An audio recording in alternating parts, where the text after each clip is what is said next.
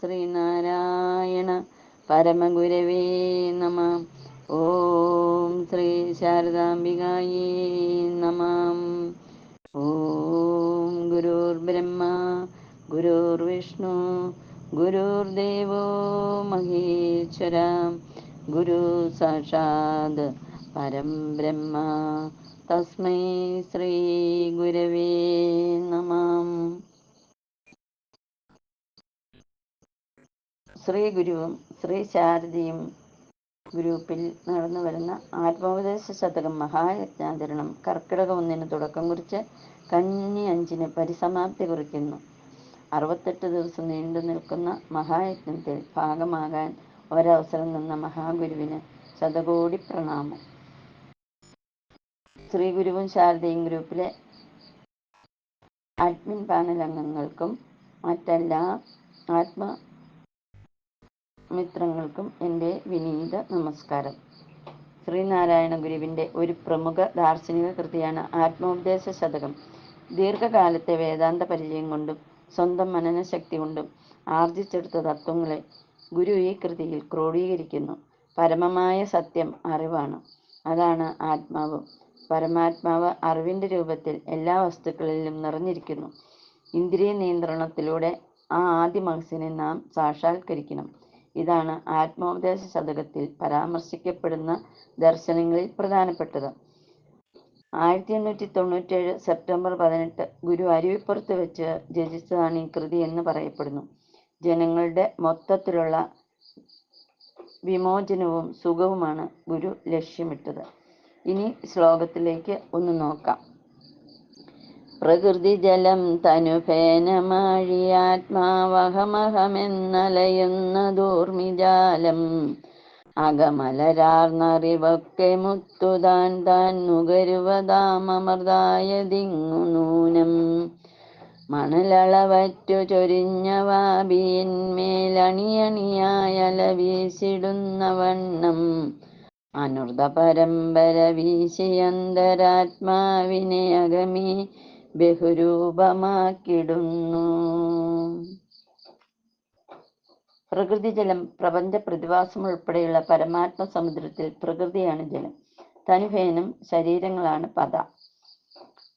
ആത്മാ ആഴി ആത്മാവാണ് കര. അഹം അഹം എന്നലയുന്നത് ഞാൻ ഞാൻ എന്നിങ്ങനെ വിഷയങ്ങളെ തേടി അലയുന്ന ജീവാത്മാരാണ് ഊർമിജാലം തിരമാല. അകമലരാർന്ന അറിവൊക്കെ ബുദ്ധിക്ക് വന്നു ചേരുന്ന വിലപ്പെട്ട അറിവുകളൊക്കെ മുത്ത് ഈ രത്നാകരത്തിലെ രത്നങ്ങളാണ്. താൻ താൻ നുകരുവതാം അവരവർ ആസ്വദിക്കുന്ന ആനന്ദമല്ല അമൃതായ ദിങ് ഈ സമുദ്രത്തിൽ നിന്ന് കിട്ടുന്ന അമൃതാണ്. നൂനം നിശ്ചയം പ്രപഞ്ച പ്രതിഭാസം ഉൾപ്പെടെയുള്ള പരമാത്മ സമുദ്രത്തിൽ പ്രകൃതിയാണ് ജലം. ശരീരങ്ങളാണ് പദ. ആത്മാവാണ് കര. ഞാൻ ഞാൻ എന്നിങ്ങനെ വിഷയങ്ങളെ തേടി അലയുന്ന ജീവന്മാരാണ് തിരമാല. ബുദ്ധിക്ക് വന്നു ചേരുന്ന വിലപ്പെട്ട അറിവുകളൊക്കെ ഈ രത്നാകരത്തിൽ രത്നങ്ങളാണ്. അവരവർ ആസ്വദിക്കുന്ന ആനന്ദമല്ല ഈ സമുദ്രത്തിൽ നിന്ന് കിട്ടുന്ന അമൃതാണ്. നിശ്ചയം സംസാരക്കടൽ സംസാര സമുദ്ര കൽപ്പന പണ്ടേയുള്ളതാണ്. ഇവിടെ പരമാത്മ സത്യം ഉൾപ്പെടെയുള്ള ഈ സംസാരക്കടലിൻ്റെ വേർതിരിച്ചുള്ള സമ്പൂർണ്ണ ചിത്രം നമുക്ക് നൽകപ്പെട്ടിരിക്കുന്നു. ഈ സമുദ്ര രൂപകം വിശകലനം ചെയ്യുമ്പോൾ പ്രപഞ്ച പ്രതിഭാസങ്ങളും പരമാത്മാവും നമുക്ക് വേർതിരിഞ്ഞു കിട്ടേണ്ടതുണ്ട്. പ്രപഞ്ച പ്രതിഭാസത്തിലെ നിശ്ചലാധിഷ്ഠാനമാണ് പരമാത്മാവെന്ന് ഓർക്കണം. സമുദ്രത്തിലെ വെള്ളവും തിരകളും പതയും രത്നങ്ങളും സുഖാനുഭവങ്ങളുമെല്ലാം പ്രപഞ്ച പ്രതിഭാസങ്ങളുടെ അംശങ്ങളായി രൂപണം ചെയ്തിരിക്കുന്നു. അപ്പോൾ നിശ്ചലാധിഷ്ഠമായ ആത്മനിരൂപകത്തിൽ ഏതാണ് ഉപമാനം? തീർച്ചയായും സമുദ്രത്തെ ഇളക്കമില്ലാതെ താങ്ങി നിൽക്കുന്ന കര തന്നെയാണ് ആത്മാവ്.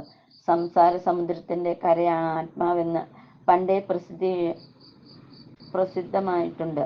സമുദ്രത്തിൽ വീണ് കിടക്കുന്ന ഒരാൾക്ക് കര പറ്റുമ്പോഴാണല്ലോ ആശ്വാസവും സംസാര ദുഃഖവും ആത്മലാഭം കൊണ്ടല്ലേ ശമിക്കൂ. അതുകൊണ്ടാണ് ആത്മാ ആഴി എന്നതിന് കരയാണ് ആത്മാവ് എന്നർത്ഥം പറഞ്ഞിരിക്കുന്നത്. ഗുരുദേവ കൃതിയായ ദൈവശതകത്തിലെ ആഴിയും തിരയും കാറ്റും എന്നു തുടങ്ങുന്ന 4-ാം പദ്യത്തിൻ്റെ താല്പര്യം ഈ ആത്മോപദേശ പത്യവുമായി താരതമ്യപ്പെടുത്തി വിചാരം ചെയ്തു നോക്കുക.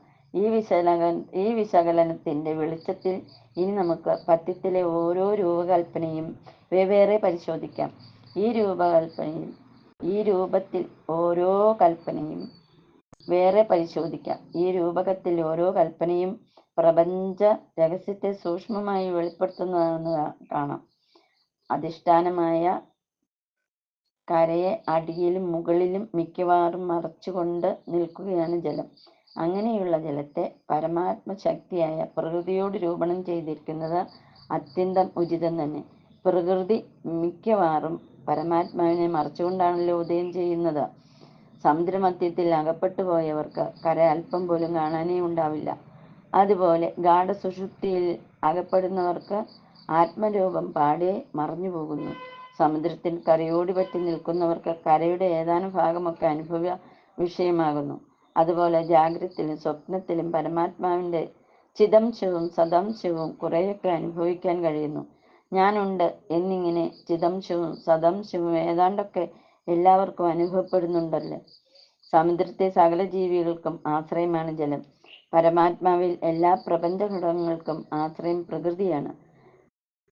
ജലം ചലിച്ചാണ് തിരകളും കുമിളകളും ഉണ്ടായി ഇളകിമറിയുന്നത്. സമുദ്രജലം ചെറുതും വലുതുമായ പതയും കുമിളയും സദാ ഉണ്ടായി മറിഞ്ഞുകൊണ്ടിരിക്കും. അതുപോലെ പ്രകൃതി ചെറുതും വലുതുമായ ശരീരങ്ങൾ സദാ ഉണ്ടായി മറിഞ്ഞുകൊണ്ടിരിക്കുന്നു. അപ്പോൾ ദേഹങ്ങളെ സാധാരണ സമുദ്രത്തിലെ പതയായി കൽപ്പിച്ചതും അർത്ഥവത്തായി കാണാം. ചലിക്കുന്ന തിരകളാണ് പതയുണ്ടാക്കുന്നത്. എല്ലാ ശരീരങ്ങളും സദാ ചലിക്കുന്നു. ഞാൻ എന്ന അഹന്തയിൽ രൂപം കൊള്ളുന്നവയാണല്ലോ. അതുകൊണ്ടാണ് അഹംബോധം സ്വരൂപന്മാരായ ജീവന്മാരെ തിരമാലയായി കണക്കാക്കിയിരിക്കുന്നു. സമുദ്രം രത്നാകരമാണ്. അതിനടിയിൽ വിലതീരാത്ത രത്നങ്ങൾ ഉള്ളതുപോലെ സംസാരിക്കുന്ന ജ്ഞാനസമുദ്രത്തിലും വിലതീരാത്ത എന്തൊക്കെയോ അറിവുകളാണ് ഏകാഗ്രബുദ്ധിക്ക് തെളിഞ്ഞു കിട്ടുന്നത്. ഇന്ന് ആധുനിക ശാസ്ത്ര ലോകത്തിന് തെളിഞ്ഞു കിട്ടിയിട്ടുള്ള അറിവുകളെല്ലാം ഈ ജ്ഞാനാകരത്തിൽ വിളഞ്ഞവ തന്നെയാണ്. ഇത്തരം അറിവുകളെ ഉദ്ദേശിച്ചാണ് അകമലരാർന്ന അറിവൊക്കെ മുത്ത് എന്ന് ഗുരുദേവൻ പ്രസ്താവിച്ചിരിക്കുന്നത്. സമുദ്രാന്തർഭാഗത്തു നിന്നാണ് അമൃതുണ്ടായതെന്നാണല്ലോ പ്രസിദ്ധി. ഈ സമുദ്രത്തിൽ നിന്നും അമൃത് വിളയുന്നുണ്ട്. ഏത് ജീവിയും എങ്ങനെ അനുഭവിക്കുന്ന ആനന്ദവും ഈ സമുദ്രത്തിൽ നിന്ന് പൊന്തി വരുന്ന അമൃതാണ്. ആനന്ദമാണ് ബ്രഹ്മരൂപം. ആരെവിടെ എങ്ങനെ അനുഭവിക്കുന്ന ആനന്ദവും ഈ സമുദ്രത്തിൽ നിന്ന് പൊന്തി വരുന്ന അമൃതാണ്. ആനന്ദമാണ് ബ്രഹ്മരൂപം. ആരെവിടെ എങ്ങനെ ആനന്ദിച്ചാലും ബ്രഹ്മസ്വരൂപലേശം അനാവൃതമാവുന്നതാണ്. യോഗി അഭ്യാസ സാമർഥ്യം കൊണ്ട് അതിനെ ഇടതടവില്ലാതെ അനാവൃതമാക്കി സദാ അനുഭവിക്കുന്നു. ഒരു ലൗകികൻ കൃത്രിമോപായങ്ങൾ കൊണ്ട് വല്ലപ്പോഴുമൊക്കെ ലേശം അനാവൃതമാക്കി അനുഭവിക്കുന്നു. ഇത്രയുള്ളൂ വ്യത്യാസം. ആനന്ദം എവിടെ പ്രകടമായാലും അത് ബ്രഹ്മസ്വരൂപമാണ്. ഇത്രയും കൊണ്ട് സംസാര സമുദ്രത്തിലെ പ്രപഞ്ച പ്രതിഭാസങ്ങൾ രൂപണം ചെയ്യപ്പെട്ടു കഴിഞ്ഞിരിക്കുന്നു. ഈ പ്രപഞ്ച പ്രതിഭാസങ്ങൾക്ക് ആശ്രയമായ ആഴിയാണ് ആത്മാവ്. അപ്പോൾ ആത്മാവിന്റെ സ്ഥാനം ഏതാണ്? സമുദ്രജലത്തിന് ആശ്രയമായി നിൽക്കുന്ന നിശ്ചല തീരമാണ് ആത്മാവെന്ന് പറയേണ്ടതില്ലല്ലോ. പ്രകൃതി എങ്ങനെയൊക്കെ ഇളകിമറിഞ്ഞ് എന്തൊക്കെ കാട്ടിയാലും ഒരു കുലുക്കവും കൂടാതെ അതിനോട് ഒട്ടിപ്പിടിക്കാതെ ആത്മാവ് അസംഗനായി സ്ഥിതി ചെയ്യുന്നു എന്നല്ലേ ശാസ്ത്രം ഘോഷിക്കുന്നത്.